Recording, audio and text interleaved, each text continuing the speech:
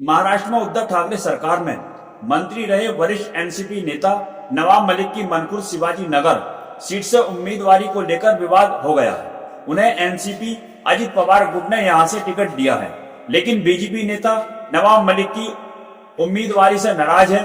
उसने underworld mafia और भारत के वंचित अपराधी दाऊद इब्राहिम के साथ जोड़कर उनकी आलोचना की है। बीजेपी उस महायुति में शामिल है जिसके शिवसेना शिंदे गुट और एनसीपी अजित पवार गुट भी हिस्सा है। बीजेपी ने साफ कर दिया है कि वो नवाब मलिक के लिए प्रचार नहीं करेगी जिस सीट से नवाब मलिक लड़ रहे हैं। वहीं से शिवसेना शिंदे गुट ने भी उम्मीदवार दिया है। अजित पवार की पार्टी ने नामांकन का समय समाप्त होने से कुछ वक्त पहले ही नवाब की उम्मीदवारी को मंजूरी दी और उन्हें अपना आधिकारिक उम्मीदवार घोषित किया। नवाब मलिक के सामने समाजवादी पार्टी के अबू आसिम आजमी और शिवसेना शिंदे गुट के सुरेश बुलेट पाटिल होंगे। महायुति महागठबंधन ने बुलेट पाटिल को अपना आधिकारिक उम्मीदवार घोषित किया है। मंगलवार शाम को मुंबई बीजेपी के अध्यक्ष एडवोकेट आशीष शेलार ने एक बयान में कहा है कि उनकी पार्टी नवाब मलिक के समर्थन में प्रचार नहीं करेगी। उप मुख्यमंत्री अजित पवार की एनसीपी बीजेपी और मुख्यमंत्री एकनाथ शिंदे की शिवसेना के साथ मिलकर गठबंधन में चुनाव लड़ रही है। यही गठबंधन महाराष्ट्र में सरकार भी चला रही है।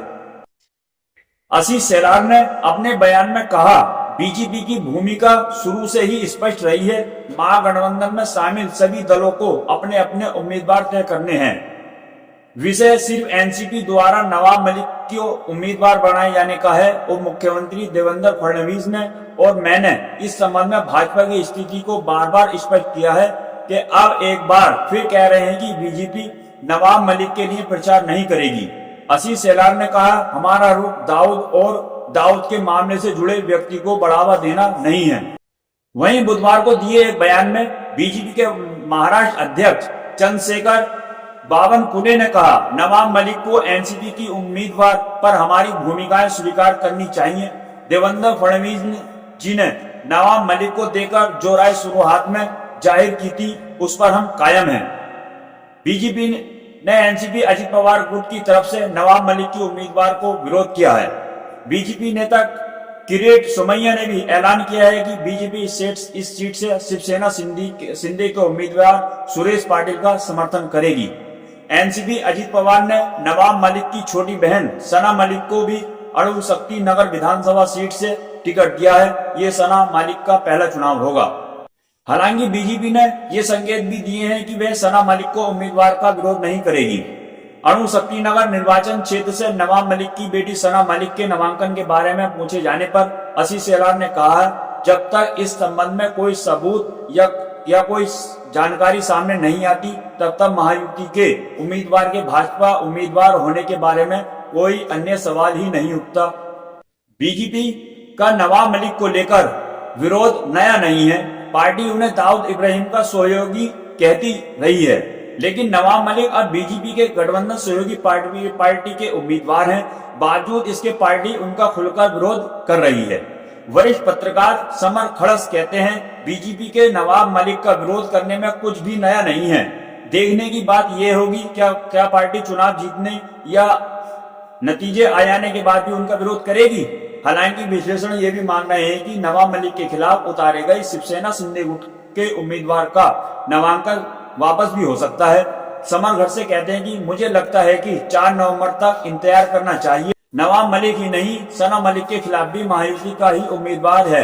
एनसीपी ने उन्हें आधिकारिक उम्मीदवार बनाया है।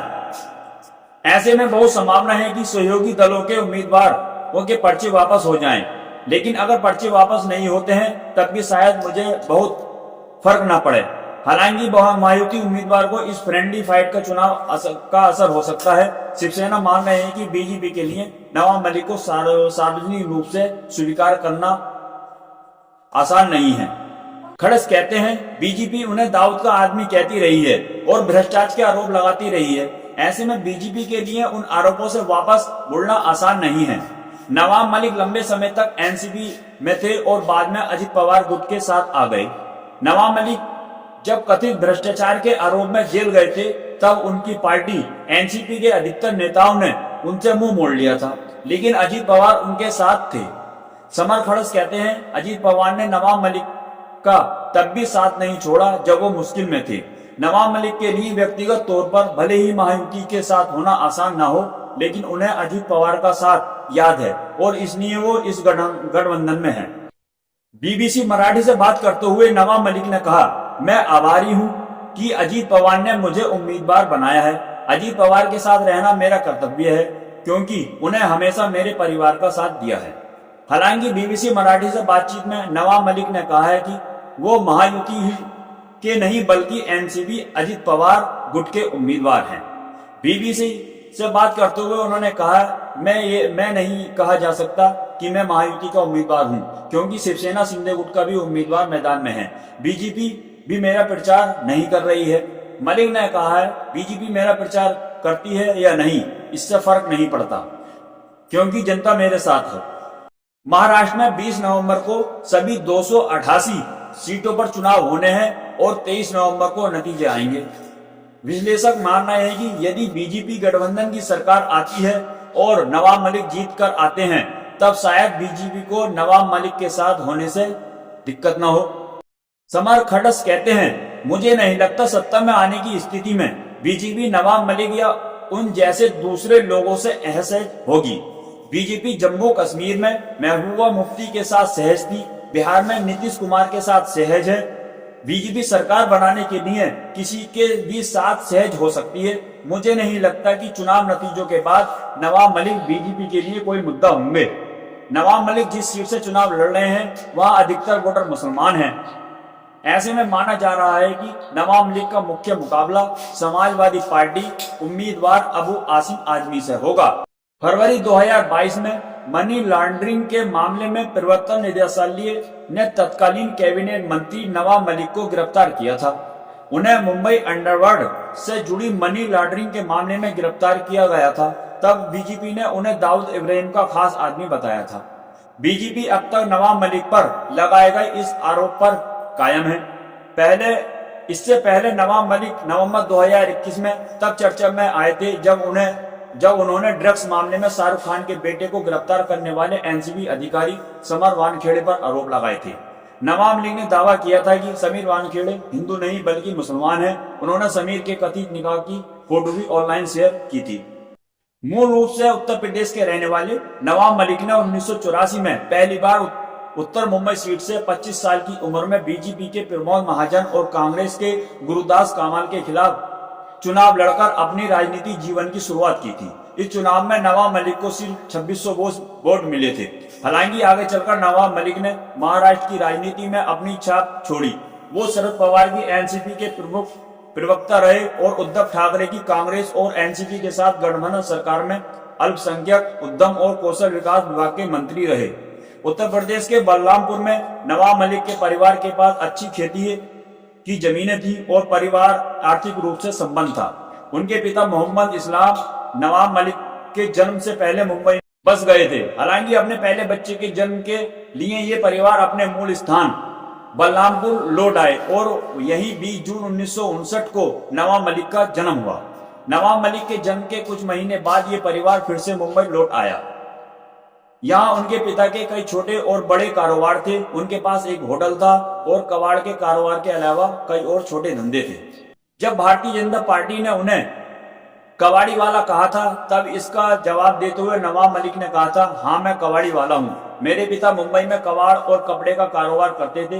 विधायक बनने तक मैं भी कबाड़ का काम करता था। मेरा परिवार अब भी कबाड़ का काम करता है और मुझे इस पर गर्व है।